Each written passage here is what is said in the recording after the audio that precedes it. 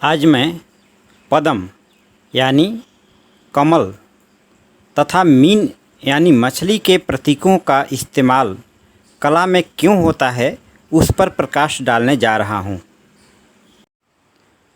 तो सबसे पहले कमल या पद्म के बारे में बताने जा रहा हूँ। कमल को सदियों से भारतीय पुराण अथवा कला में प्रतीक के रूप में इस्तेमाल किया जाता रहा है। कमल भारतीय साहित्य, दर्शन और कला का एक बेजोड़ अभिप्राय है। कमल जीवन का सत्यम शिवम सुंदरम रूप है। पद्म पुराण में कहा गया है कि विष्णु की नाभि से जो पद्म यानी कमल पहले उत्पन्न हुआ वह पृथ्वी रूप था। इसलिए कमल सृष्टि का प्रतीक है। शतपथ ब्राह्मण में कमल दलों को योनि के समान बताया गया है। कमल के अष्टदल अष्ट दिशाओं के प्रतीक हैं। संसार रूपी कीचड़ से उत्पन्न होकर भी जो संसार के माया रूपी जल से अलग रहता है और सांसारिकता के मोह से मुक्त रहता है, वही सच्चा मानव है। कमल का यह उपदेशात्मक रूप ही जीवन का सत्य और शिव है। कमल दिव्यावतार का भी प्रतीक है। जैन धर्म में भी कमल की महत्ता अविरल रूप से स्वीकार की गई है।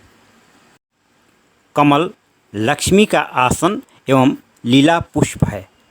लक्ष्मी वैभव एवं संपदा की प्रतीक हैं, पर उनका आसन कमल है जो वैभव एवं संपदा के होते हुए भी इससे विरक्त रहने का उपदेश देता है। सांची, भरहुत, मथुरा आदि बौद्ध शिल्प में जीवन बेली अथवा कमल के विभिन्न रूप दर्शाए गए हैं। भारतीय कला में सजावट के साधन के रूप में पद्म यानी कमल का उपयोग सर्वाधिक किया गया है। कमल निर्मलता, पवित्रता, मोहकता तथा सौंदर्य और बुद्धि का प्रतीक है। इसकी उपमा मानव तन के अंग प्रत्यंग से की जाती है, इसलिए कमल हमारा राष्ट्रीय पुष्प कहलाता है। यह प्रतीक समृद्धि, अनासक्ति, प्रकाश और विश्व में चतुर्दिक दिव्य गुणों की सुरभि फैलाने की क्षमता का प्रतीक है। कमल की कई किस्में होती हैं जो उनके भिन्न भिन्न रंगों के आधार पर जानी जाती हैं, जैसे श्वेत कमल, रक्त कमल या लाल कमल तथा नील कमल। चित्रकला में कमल की इन किस्मों की पहचान तो संभव है, किंतु मूर्तिकला में आकारों से ही एहसास किया जाता है। अतः यह कहा जा सकता है कि कमल भारतीय साहित्यकारों, कलाकारों और वेदों में पहले भी था और आज भी है तथा आगे भी खिला रहेगा। यह एक सकारात्मक ऊर्जा देने वाला तथा अविनाशी प्रतीक है। अब बात करने जा रहा हूँ मीन यानी मछली की। यह भी एक सकारात्मक ऊर्जा देने वाली है।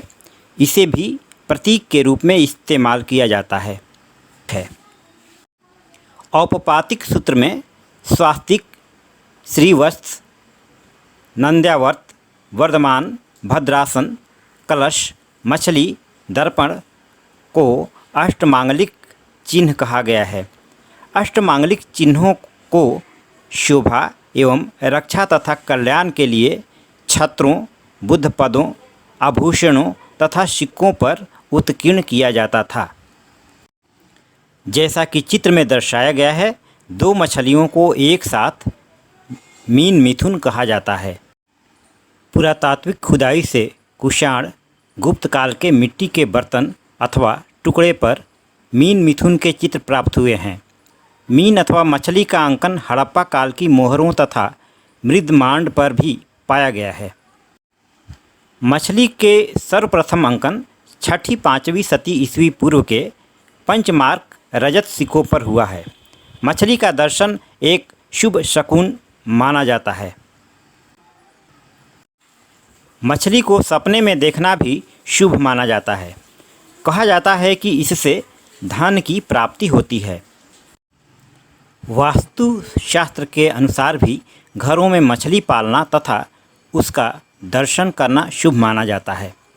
यात्रा आरंभ के अवसर पर दही और मछली का दर्शन शुभ माना जाता है। मीन यानी मछली का आकार एक सुंदर नेत्र जैसा होता है, इसलिए सुंदर नेत्रों की उपमा मीन से की जाती है। मछली सच्चे प्रेम का प्रतीक माना जाता है। मछली के प्रतीकों का इस्तेमाल सांची, भरहुत, बोधगया तथा अमरावती के स्तूपों में चित्रित किया गया है।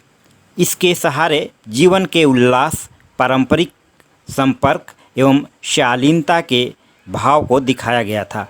कोणार्क, खजुराहो तथा एलोरा में भी मीन मिथुन प्रतीकों का इस्तेमाल हुआ है, जो कि जगत प्रसिद्ध है।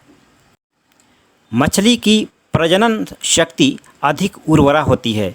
एक बार में वह लाखों करोड़ों की संख्या में अंडे देती है। उर्वरा प्रजनन शक्ति और सौंदर्य के कारण ही मछली कामदेव का भी प्रतीक माना जाता है।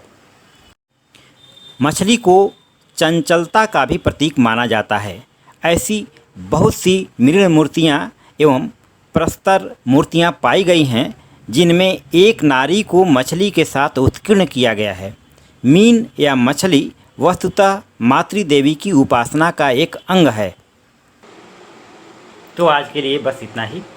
अगर आपको मेरा ये वीडियो अच्छा लगा होगा तो लाइक और शेयर ज़रूर कीजिएगा। अगर आप मेरे इस चैनल पर नए हों तो सब्सक्राइब भी ज़रूर कर लीजिएगा। धन्यवाद।